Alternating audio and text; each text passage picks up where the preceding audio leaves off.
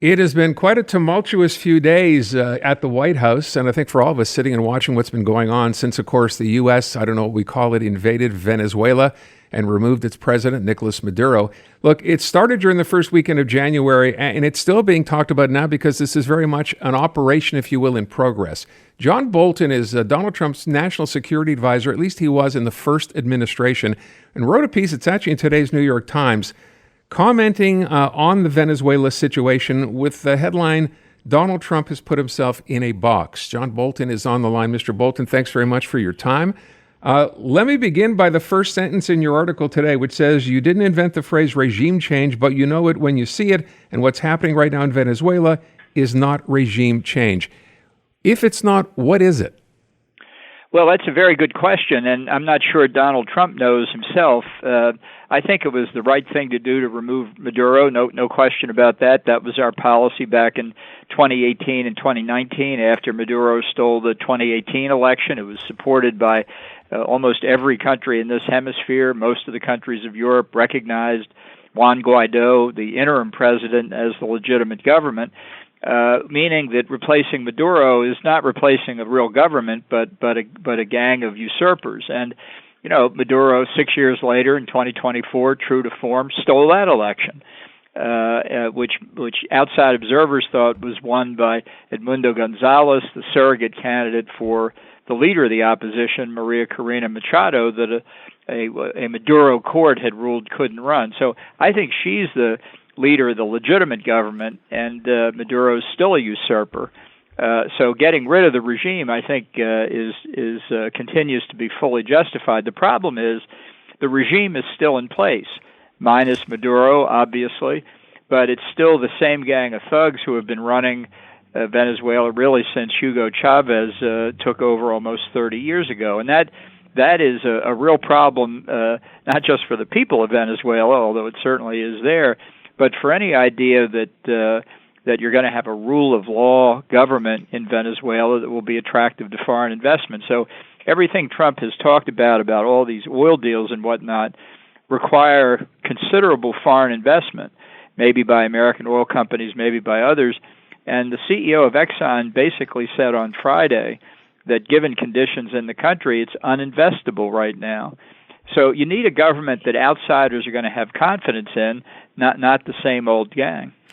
To that point, then, you also describe it as a make-it-up-as-you-go plan, despite the fact they pulled it off and it was quite a military operation. You end up trying to wonder, and I don't think you have to be a big foreign affairs, sort of analyst here. If you're forcing out the president, why would you leave the vice president of that same party in charge? I mean, I don't think a lot of people understand that. What is the ultimate objective there?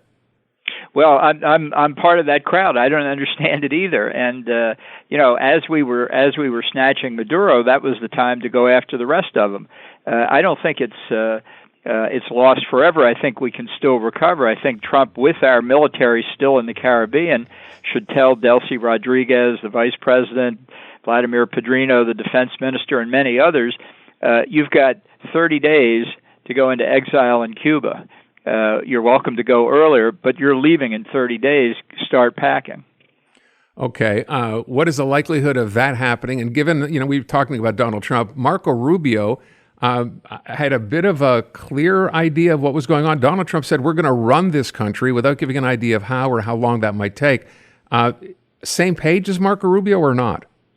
No, I don't think so. Rubio tried to walk that back, but without too much success. I think the opposition, the 70% of the people of Venezuela who voted for the opposition, the Venezuelan, the Cuban-American communities in Florida, thought that the idea here was really regime change. And the argument that somehow we need stability is a valid argument, but you get stability after the transition.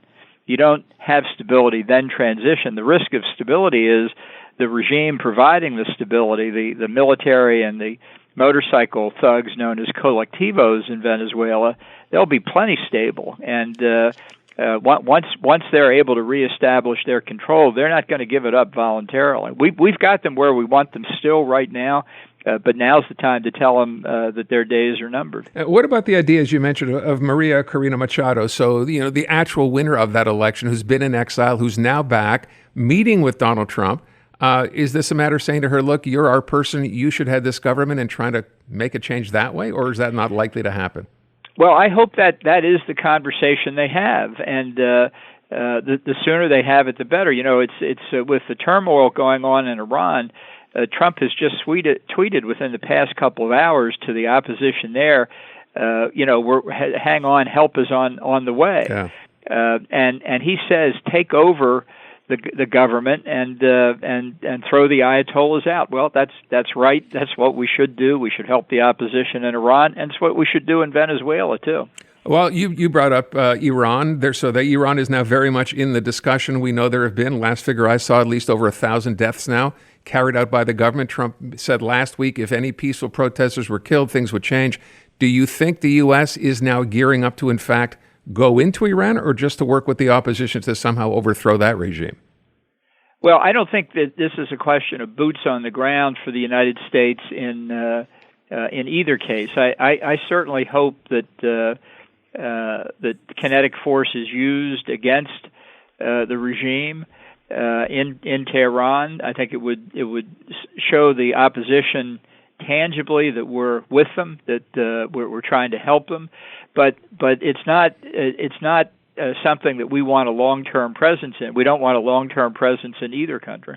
On a broader scale, you're a former national security advisor. What would it do geopolitically if that was in fact to happen, with the U.S. sort of leading the charge, if you will?